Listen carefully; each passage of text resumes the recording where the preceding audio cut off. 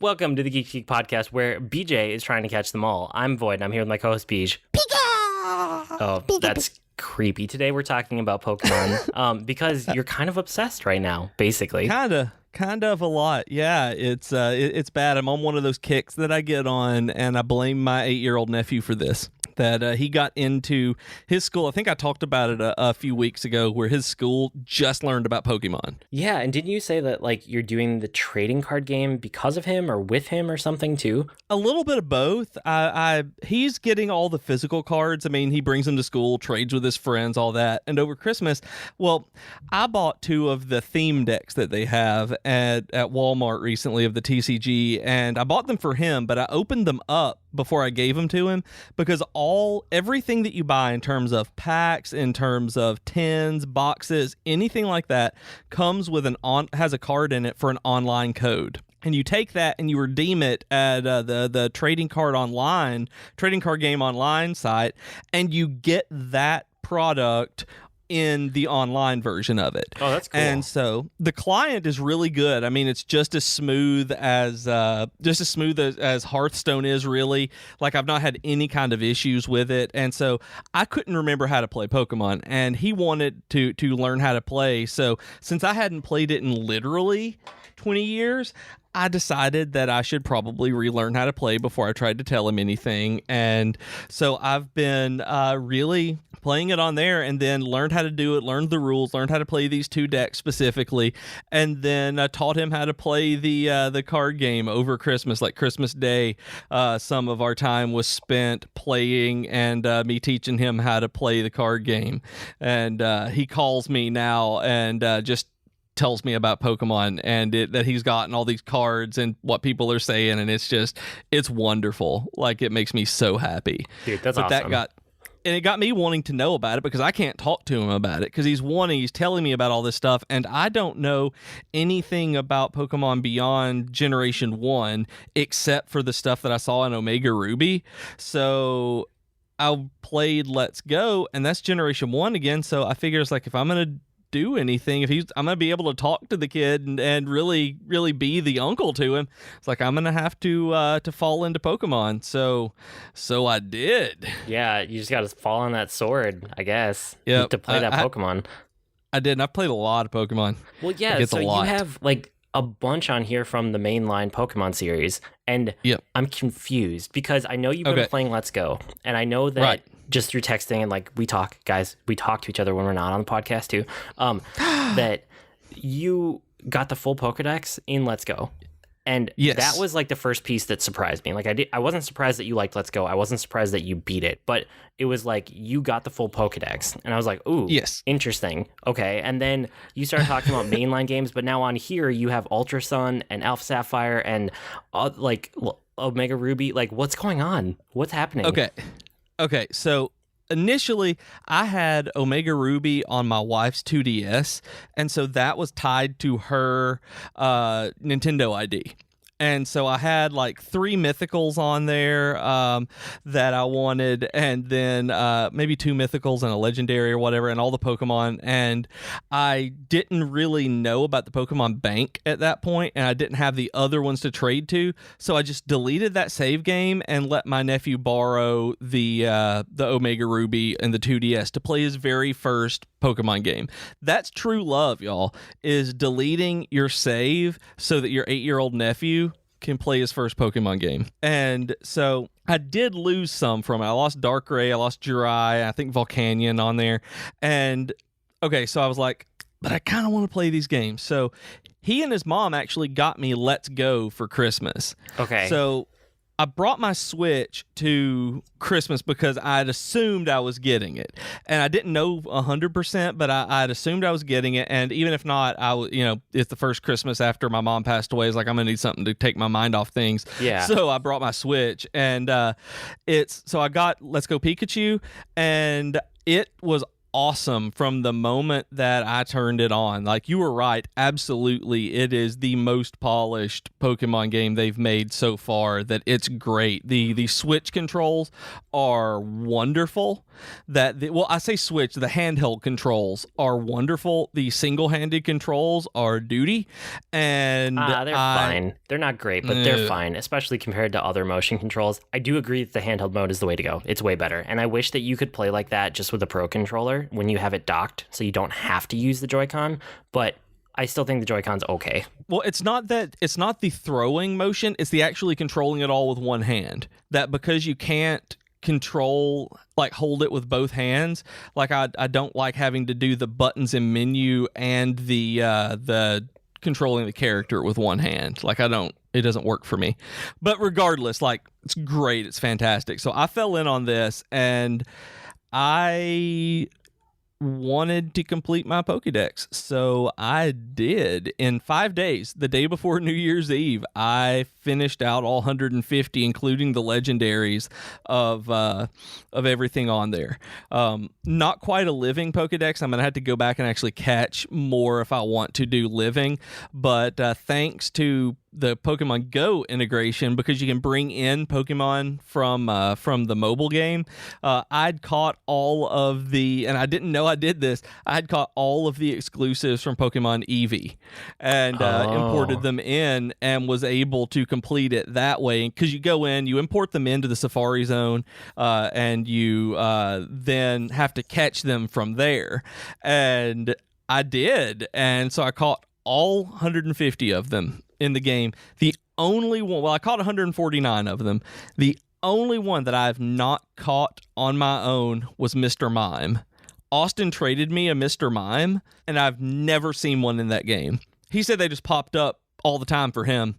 Never seen one in the game, but he had one that he traded me, and so I completed the dex that way. Interesting. So, but you finished the Pokedex, and you only have a couple to go. You said like Mew and Meltan, right? Yeah, so I have Mew, and the only way that you can get Mew is from the Pokeball Plus, that you had to buy the actual Pokeball controller, and it comes with Mew. So physical DLC.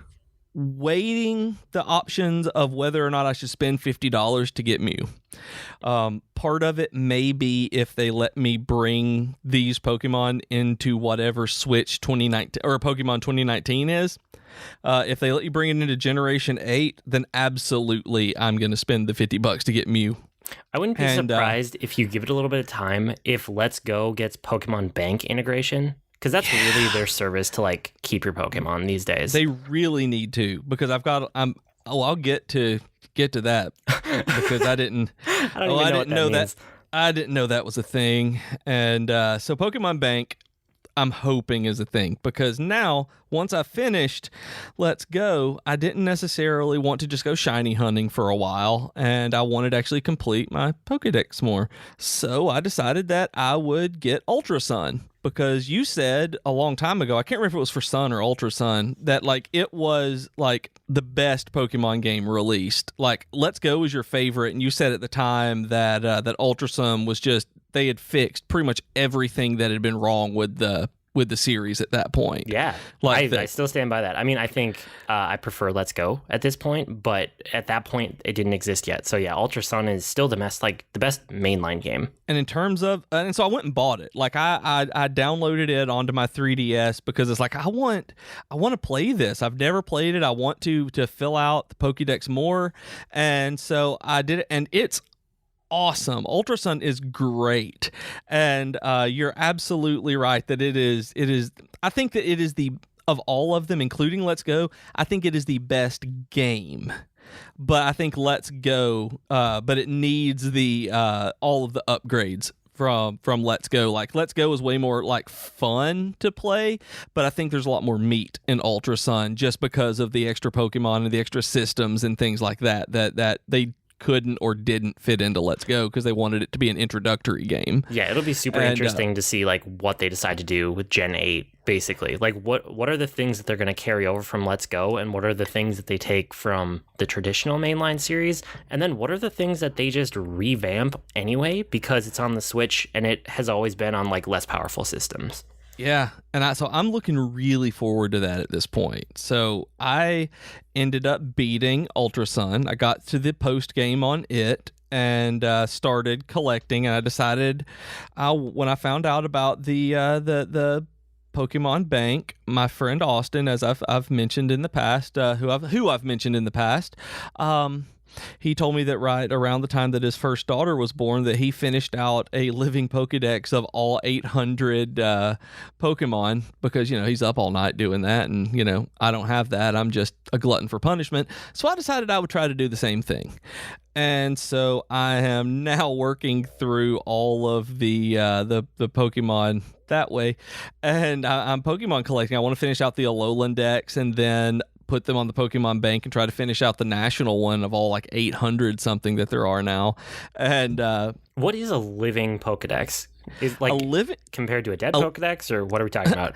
Apparently, this is a fan term, but I didn't know this until he explained it to me. A living Pokedex is where you have one of every single Pokemon in the bank in order that they're listed in the Pokedex. Cool. I like that. I like that a lot. So if you want for all three Bulbasaur evolutions, you would actually have a Bulbasaur, a Venusaur, and an Ivysaur in your bank, and you would probably have your boxes labeled 1 to 30 and so on all the way through. That's because super you can cool. hold 3,000 Pokemon in the bank, and so you have plenty of room to do it and still save legendaries and shinies and event Pokemon, all Alolan versions, all this. So I decided I wanted to do that because he did that. He went crazy and did it. And but you can't do it all in Ultra Sun Void because it doesn't have all the Pokemon in it. This is true. So he bought me Alpha Sapphire for my birthday. That was a couple of days ago. Yeah, that's awesome. And so now I am playing Alpha Sapphire. Okay. And after I am playing Ultra Sun and Alpha Sapphire at the exact same time. I have one as a digital copy on my 3DS, and I have one as a physical game in my 3DS. We'll talk about obsessive right now, because I can go back and in Alpha Sapphire, I'm playing through the game, trying to get through all of it. And I got it because he got me it because I had Omega Ruby and saw most of the content last time and wanted to have a different experience. So now, while I'm going through it, when I'm just killing time, I am doing soft resets for a shiny Mewtwo. Have you seen the soft reset stuff for No.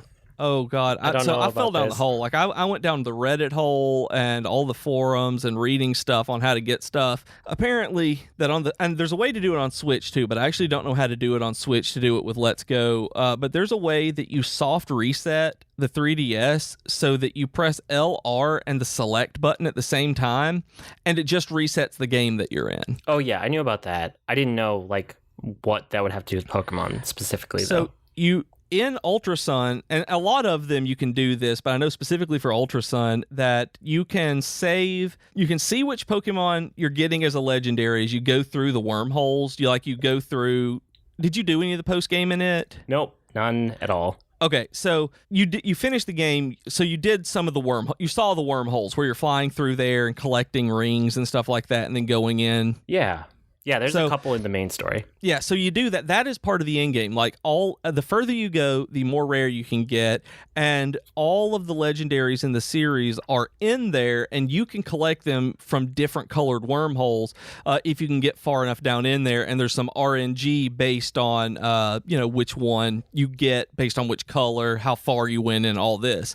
But you can see a shadow of them when you get in there to see which legendary it is. And Mewtwo is very very specific in what he looks like. So I saved a couple of steps before he attacks, and then you load the battle, you see if he's shiny, then you soft reset. Oh, I see. And then you load your save game, because the shiny Pokemon, to get them, the regular Pokemon are what they call shiny locked. I didn't know about this, that as soon as you go into the wormhole, it's decided. But legendaries don't decide until you load the battle.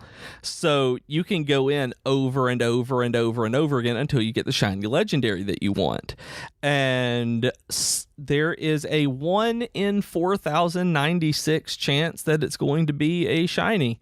So what that means is that when you're not doing anything, when I'm not doing anything, I just have a save on my save on Ultra Sun sitting in front of Mewtwo that I'm just hitting those buttons over and over again. When I see purple, I'm just waiting for the green and praying that it doesn't take 2,000 to 4,000 times like some people that it takes to get them. Some people have done it like 100,000 times, and I'll give up before then. But when I want to play a game, I've got Alpha Sapphire to go through. When I actually want to play, and when I'm just kind of killing time and don't have anything to do, I can do Mewtwo. Wow. Soft reset farming. Wow. So you're at a certain level of obsession here at the moment with right Pokemon. Now, yeah, I really am. Okay. I don't have a ton to add to the main line. I mean, I still like the main line. I've talked about them kind of as it's come up, and I'm sure I'll get the next one when it comes out on Switch this year. I assume it's still coming out this year. That would make so much sense. It would. If they don't, like, this would be the first year they didn't have a Pokemon game in like almost 20 years, wouldn't it? I don't know if that's true. I think I'd have to look back. I don't know. There's some kind of Pokemon game, maybe, but if you're counting like mobile and weird releases and stuff too. I'm thinking, because I know they're regular, I just can't remember exactly what they are. Yeah. So the last thing I wanted to like touch on here before we jump off of Pokemon is like Pokemon Go, because I've been playing with it a little bit, like off and on, right? Not every day. Like I'm still playing Dragalia Lost every day. Like that's my gotcha mobile game of the moment. That's my daily thing that I do kind of when I'm waking up and getting ready for work. Like it's not thoughtful, but it's like enough to like wake my brain up. And Pokemon Go is one that like I keep dabbling in a little bit here and there, but it's in fits and starts. It's not consistent. But the thing is, it seems like it's finally the game that we all hoped and thought it would be at launch. And it kind of like, it crossed that threshold sometime in the last few months. And I don't feel like it's gotten a ton of like buzz or press for it, but it's still, I still think that it's worth noting because it's like, there are like trainer battles and you can trade with people and kind of all the things that we all assumed would be there day one. It took them, 2 years now or something, but it's all finally there. Yeah, it's there now, and it's interesting because there's technically even a single player mode where you can go and battle against NPC trainers and build up to get badges and things like that. Like you have to build up to a certain level of friendship with people to trade and battle with them directly, but it's not hard to do. It's like, apparently, I put up my friend code on my Twitter and pinned it and just didn't think about using the hashtag Pokemon Go. And I've had hundreds of friend requests on there from people in Japan and all over the world that are sending gifts back and forth. Gifts, not animated pictures, but because people are always looking for friends to trade with and send items back and forth with. It's crazy how popular it is in other areas, even though it seems to have dropped off a lot here. But it's the game that we wanted it to be.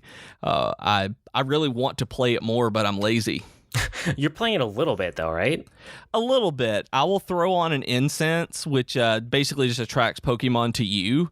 And then I've got at the corner of my block, you walk one house length and my street ends, and there's a university East Campus, their East Campus, satellite campus across the road. So on one corner of that street is a Pokestop, and on the other corner at the other end of campus on another block away is a gym. So I can throw on an incense and walk back and forth between those, and there is just enough time to walk between them for it to reset, that I can just go back and forth catching whatever Pokemon come up while I'm walking, and just hit gyms over and over again like that for as long as I want to, if I need to. That's awesome. Well, at least you're still kind of picking away at it, which is what I'm doing too. Like little bits here and there. Like if my commute changes, if my work situation changes, if, where I am on a regular basis changes, like I could easily pick this game up again consistently. It's just not like with my current setup and habits, I guess. But it's still, there's a solid game there if you're into that type of game. So it's worth noting while we're talking about Pokemon. Let's take a quick break to talk about our Geeky Offer of the week. So, guys, we have a Patreon, and if you haven't checked it out, that would be really awesome if you would go to patreon.com/geek2geekcast and consider supporting the podcast. We would really love you for doing that. I will give you a real nice thank you, and if I ever get to meet you in real life, if you are a patron, I will give you a hug, and you want a Beej hug. So go to patreon.com/geek2geekcast. Well said. Also, don't forget about the network, Geekitude with Joe Hogan and Ray Vargas. They're always talking about whatever the latest geeky thing is that they've been doing, or they're bringing on a geeky co-host, or I suppose it would be. But they're great, and I always love listening to them every week. Katie and Chelsea have been talking a lot lately, too, on Tea Time with pop culture and end of the year recap, and it's been super interesting to hear them talk about like their recent travels too. Like I always love hearing about when people are traveling and kind of getting like different culture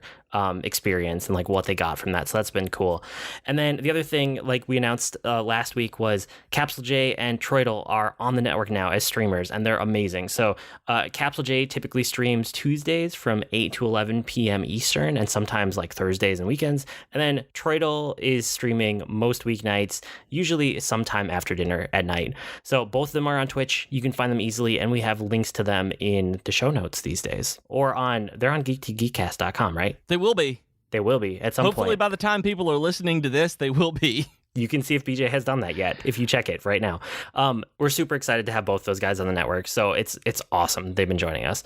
Okay, let's talk about Weekly Geekery. What have you been doing lately? So we're double recording this week again, just because life came up, and in a good way. It's a good thing. I might not be here next week virtually. BJ might be filling for a couple weeks because I had life happen. It's me this time instead of him. It's all good. I just don't want to. I'm not going to jinx anything. We'll tell you when it's all wrapped up at the end. Ooh, suspense. Yeah, really. It's like ooh. But because of that, this week was still my birthday, and so I turned 36. This was a very hard birthday for me. I shared a birthday with my mom. I was born on my mom's birthday, and she passed away last year in June. So I looked at my wife, and I'm not a birthday person, and this is my geekery. So bear with me. I'm getting to stuff that's not depressing. So I told my wife that I just wanted her to do something for my birthday. That it was going to be a hard day. I was going to like sit and brood and cry all day long, and I needed her to plan a birthday for me. So what she did was, luckily, my best friends were up here. They live in Palm Beach, and Austin and Grace were here, and we were able to hang out all day. So Jennifer got with them, and we went and did an escape room for my birthday. And we were the only people there. We were... because we're in a small town, our escape rooms aren't actually open every day of the week. They take appointments during the week, but they're only open on Friday and Saturday nights. Like, just you can walk in and do stuff. So Jennifer contacted them, and we had a little private party doing the escape room, and got to talk to the owner who had put everything together. Like, it was great. We did an espionage one, and we got through, and he let us keep going. We technically didn't escape, but we did because we were putting the numbers in order to get out of it as the timer rang. He was like, y'all just keep going. And so we got that. Like, it was so much fun because the last time I'd done an escape room, we did it for my friend Adam's 30th birthday, and we did it in Nashville, and it was one of those that kind of mills you in and out, and there were strangers in our group. And so it couldn't be just us. And so that makes it a little bit awkward. You can't do everything like you would normally do it, solving puzzles and taking initiative when you have strangers around you. So doing that with just my friends was awesome. It was so much fun going in there. Like, you started out in a Russian prison, and he handcuffed us, so we had handcuffs on trying to break out of prison first. Like, it was great. Like, I had to find the handcuff key. I loved doing this. So after that, we went, and so I got to tell you this. Like, this is a good story. So do you have? I sent you a picture of my birthday cake, right? Oh yeah, that looked super awesome. Okay, so my birthday cake, my favorite thing, maybe like favorite food type thing in the world, is a cookie cake. I love cookie cake. We've never directly talked about this. That is like one of my favorite desserts too. Is it? Yes. Oh. Yes, honestly. Oh, good. When we finally get to hang out in person, we're going to eat so much cookie cake. Yes, I love this idea. I'm all for this. So much. And you would... So my birthday cake is... Jennifer knows this, and I just love them. So we saw that Great American Cookie Company... which is one of those mall cookie things. I don't know which one all of you guys have, we have where you Fields are. Up by me, but yeah, I know exactly what you're talking about. Yeah, same thing. Same thing everywhere. And this one happened to have a unicorn cookie layer cake, which is apparently 5 cookie cakes stacked on top of one another with different colored icing in between them, like it's a layer cake. It looked amazing. So my wife decides that she is going to order me this. She called and ordered it, and she told them that it was for her husband's 36th birthday. That I wanted this, that I would love it, and they were like, "Okay, so do you want these colors and things like that?" And she's like, "Oh yeah, you make it as garish as you can, bright colors. You do just like it is. Don't worry about that. Like, he loves colors." And so they're like, "Okay," and they took the order, and we got it. So we had to pick it up after we finished the escape room, and so they called her the day before just to verify that the order was correct and that she still wanted it. And they were like, "So we're calling just to make sure that you still want this." And she's like, "Yeah." They're like, "We want," because she didn't find out how much it was, and they're like, "We just want you to know that it is $129.99. Do you still want it?" And she stopped and she sat. She's like, "Let me call you back in a few minutes." And she came in the house and she asked me, "So answer the first thing that comes into your mind, your mouth. Don't think about this." And I'm like, "Okay." And she was like, "Do you really want that unicorn cookie cake? Are you really looking forward to it?" I'm like, "Yeah, I really am." And she's like, "Okay, that's all I need to know." And so I asked her why, and she told me what was going on. And I was like, "I hate that." But I was like, "I really have been thinking all day long how much I want that cookie cake." Like it was the day before. I was like, that's what I was looking forward to the next day more than anything. And so she called her. She's like, "I'm going to get it. That's fine. That's your birthday present. We're doing this. I'm going to get it. I just wanted to make sure that you really wanted it. And it wasn't that'd be kind of cool." But I was like, "Yes, I really, really, truly want this." Like, I really, truly did. So she called them and told them, and they're like, "Okay, we'll have it ready for you, I guess. Are you sure?" And she's like, "Yeah, I'm sure." And like, "Okay." Like the lady was talking down to her. And she then tells me that they verify it and we go about our day. She goes back to work. That was on her lunch hour. And I go back to work. And she tells me when she comes home, they called her again. A different person called her again to verify that she wanted it again. Wow. And she's like, "Yes, I want this cake." So we go to the escape room. We're running a little bit late. And we end up getting to the mall about an hour later than she told them. She gets another phone call asking if she's coming to pick up the cake, because I'm fairly certain that they thought this was a prank. Oh, that yeah. No grown man in this area would want a 5-layer cookie cake with all of these bright fluorescent colors, and they are wrong. It's just that the guy got to the escape room late, and that's the only reason. He was talkative. And so we went and we picked it up, and it was so heavy, and we carried it home. And they were really, when they saw me, they're like, we're just looking like, something's wrong with this man. And I'm like, "I want this cake." So excited.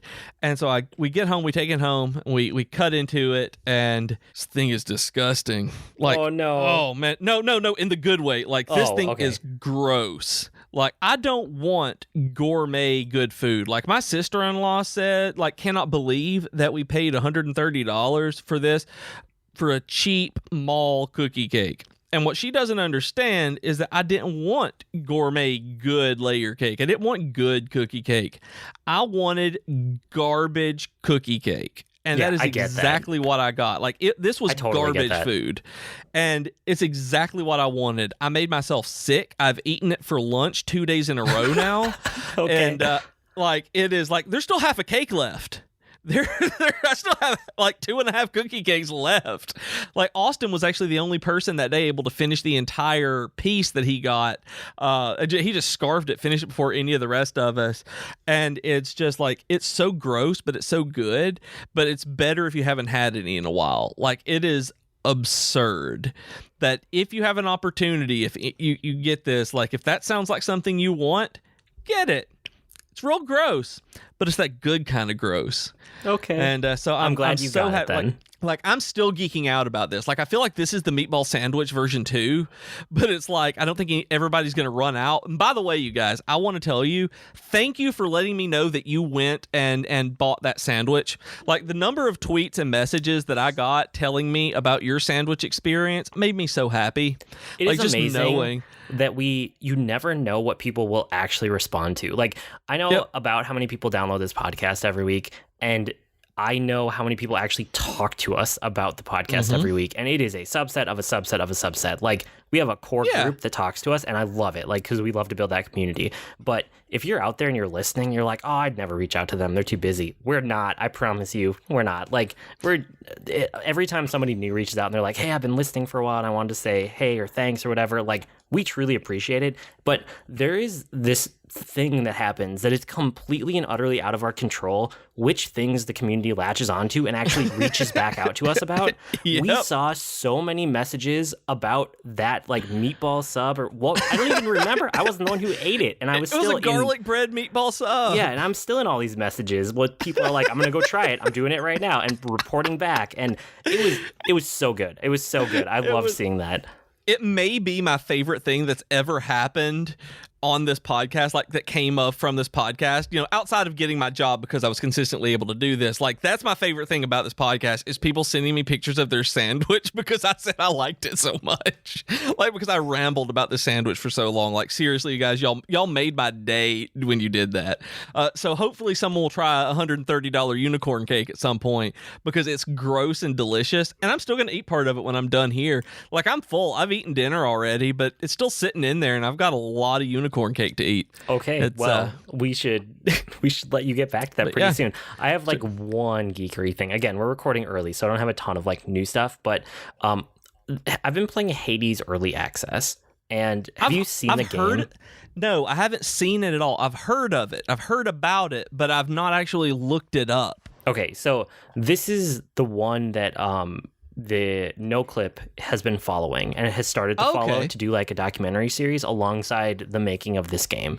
And it was one of the ones that got announced at the Game Awards to go on the Epic Game Store right away when Epic announced that they were launching a game store and they were going to have exclusives that Steam wouldn't have. Well, of course they are. Yeah, of course they are. Actually, I didn't know that, actually. That was one that somehow, with all the stuff that's been going on, that one slipped past me. I didn't realize that about Epic, but of course they are. Why would they not do that? Yeah, and I was like, Epic Store, whatever. Like, I have Fortnite installed. Like, I'll look at it at some point. But then when I started to hear about Hades, and it was like, oh, wait, this is Supergiant Games. And Supergiant Games, if you guys don't know developers, they're the people who did Bastion, Transistor, and Pyre. And they make good games. Yeah, they make good games. I've always loved their style. I'm not a huge fan of Transistor, but Bastion like blew me away when it came out, and I really, really liked Pyre. I played that pretty much nonstop from when I started it to when I finished it. And I was like, another game from them, like I have to try it out. So I'll pick it up in early access. Like I have no problem, because knowing them, it's probably more polished than almost every other early access game I've ever played. And that is so true. Like it stops at a point, but most early access games that I play or that I've tried, and I don't do very many of them anymore because of this, they feel broken or unbalanced or unfinished or so rough around the edges. This one just feels like the core of it is there and super polished, but it stops at a certain point. So you can only make it so far in the game, but it's okay because it is a Greek mythology roguelike where you're the prince of the underworld. So every time you sit down to play, you're just like doing a run through this roguelike game. And I don't like many roguelikes, but this is the kind that I love. So do you remember when I played Rogue Legacy? Vaguely. That's not one that's sticking out to me. It's one of the only roguelike games that I've ever actually beaten, because it gives you progress for every run. You get something. Oh, and yeah. This is just like, it's not just like that, it's like that, but even better. Like, there's no way to not make progress on a run unless you go into the very first room and die immediately, which honestly shouldn't happen. There's progression and there's these persistent upgrades that keep improving every single time. And it slowly unlocks new ways to play too, because every run ends up being different. And it'll encourage you into these different styles, because like you'll make it to the weapons room on your way out of like starting your run again, and it'll have like a bonus on a different weapon every time. So if you want to get a bonus to like your progressive currency that sticks with you, you can pick that one up and you'll get like 10% more or 15% more or whatever on that run. So it encourages you to try different weapons. And then the other thing is that as you're going through room to room, you run into rooms that when you beat them, every time you beat a room, you get something, right? Okay. And there's a lot of the time it'll give you like a choice between two rooms when you beat one. So you can kind of pick like what's the next upgrade or the next thing that I'm going for, that I'm trying to get. And a lot of them are like the gods of Olympus are talking to you, and they will give you like a boon basically and it's unique for like whatever weapon you have or whatever loadout you have. So you can get them from different gods, but that also means that like upgrades from Zeus are way different than upgrades from Aphrodite, or different from upgrades from Athena. And because you don't have direct control over exactly the way that you're upgrading, every run feels a little bit different and a little bit unique, which is super fun. Yeah, that sounds interesting, at least. It is. It really is. And the thing is, the storytelling is so smart in this game. The thing about roguelikes that stalls people out is that you feel like you're getting nowhere. So the gameplay systems, like I just talked about, you always feel like you're making a little bit of progress. But the story in this game is that you are the prince of the underworld. So your father is Hades, right? And every time you die, because Hades is at the center of the underworld, you live in that palace at the center of the underworld. So that's where you go back every time you die. And you walk out of this like pool of, it's probably blood, it's just like red liquid, but whatever. You like walk out of it. They're like, oh, back again, huh? And Hades just gives you a hard time about it. He just trolls you like, oh yeah, you bet you made it far. And every time you come back, all of the characters, or most of the characters that are in the palace, have new things to say to you and have new unique dialogue options that you've never seen before. So it really encourages you, like every time you go back, to not just immediately start another run, but to kind of like walk around the palace for like a minute or two, and to have like a very quick conversation with all the people, and to go talk to Hades and have him troll you a little bit. And like, Cerberus is your dog, and you've been leaving him home with Hades. So Hades is like, oh, I have to take care of your dog, huh? And it's so funny and so well done that like I never feel bad about dying, because I immediately get rewarded with new story, right? It's wow. like every single thing that you do is giving you a reward, whether it's like gameplay and progression for doing well, or story for dying and like resetting the whole thing. It's, I don't know, it's just every death gives you a chance to progress, and it feels super rewarding. So this is an early access game that doesn't feel like an early access game. And I don't know. I love it. Like, I haven't actually hit the end of the content yet. Like, the early access isn't stopping my progress. My lack of skill is stopping my progress, and that's totally fine. But I've been playing this game maybe not every night, but probably like every other night. And I'll just play like a couple runs. I'll get a couple more things of story. You know, I'll progress a little bit, and then I'll put it down, and then I'll come back to it. And it's perfect like that. I usually get frustrated at roguelikes because of the repetition. And I know I said earlier, or it may have been last week, that I mentioned that I can sit and do monotonous, repetitive tasks if I know that the end is going to be worth it, but I've yet to find a roguelike that feels like it's worth going through all of the repetition. Yeah, this one, I don't know, Supergiant Games is really good, and every time you die, you get some cool story out of it, so I like it. I like it a lot. Yeah, this one sounds really neat. Like, in terms of gameplay, does it play kind of like Diablo? Because that's what it kind of looks like. Maybe. I don't use keyboard and mouse. I use controller. I mean, it reminds me of action games, but every single weapon feels different and has a different cadence to it. So there's some good variety. Like, anytime you feel like you're getting bored, you just switch your weapon to a different one on the next run. Yeah, that sounds neat. That's one that I will have to definitely look into. That I wouldn't have even thought about it because it was a roguelike when you mentioned it, and then hearing about it makes me think that I could potentially really spend some time on it. Yeah, and if I just heard it was a roguelike and even seen the trailers and stuff, I would have been like, it's a roguelike, probably not for me. I'm not going to spend my money. But when I heard that it was a Supergiant game, I was like, well, I'm going to give it a shot anyway, and I'm so glad that I did, basically. That's awesome. Yeah. That's about it for this week, guys. You can write to us with comments, suggestions, or feedback. Our email address is geek2geekcast@gmail.com, or reach us on Twitter @geek2geekcast. We also have longer discussion threads on our subreddit at reddit.com/r/geek2geekcast. And you can also have some discussions with us on Slack and Discord. You can go to discord.geek2geekcast.com or slack.geek2geekcast.com to hang out with us there. And remember, like we said earlier, we're part of the network, so head over to geek2geekcast.com to see all of our shows and people and hopefully our streamers if I get that done, which I hopefully will. Yeah, you should get that done. I blog at agreenmushroom.com. You can find me at grnmushroom. That's green mushroom without the E's on Twitter. I'm on Twitter as @Professor Beej. That's Beej with 2 E's, and I blog at geekfitness.net sometimes. We've been Void and Beej with your Geek to Geek podcast. That'll do it for this week. See you next week, geeks. Pika!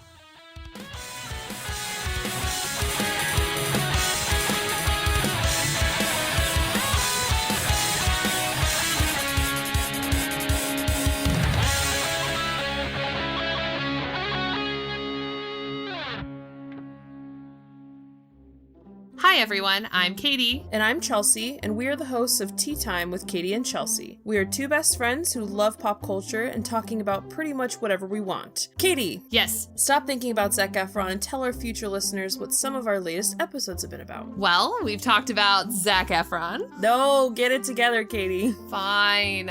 We've talked about fan fiction, classical literature adaptations, favorite TV couples, and so much more. So grab your cup of tea or whatever your drink of choice is and download our podcast today. Hi, my name is Joe Hogan, and I'm a geek. And if you're currently listening to this, there's a good chance you're a geek too. So check out my podcast, Geektitude. Each week, I talk with somebody about their geek aptitude. Sometimes I talk to people in a geeky profession. Sometimes it's someone doing something really cool with their geekiness. Often it's another geeky podcaster. But it's always someone who wants to share their inner geek. So join me each week as we come together to geek out about all the geeky stuff we love. And remember, this week, keep it geek. Hello friends, this is Troidal Power inviting you to join me over on Twitch most weeknights, sometime after dinner. Video games have always been a social hobby for me, with friends and family crammed together on a couch, chatting away while someone holds the controller. And thanks to the power of the internet, I've got my own virtual couch over on Twitch, where you can kick back and goof off while I play games. Find me on Twitch by searching Troidal Power, that's TROYTLE Power, to snag a spot on the couch.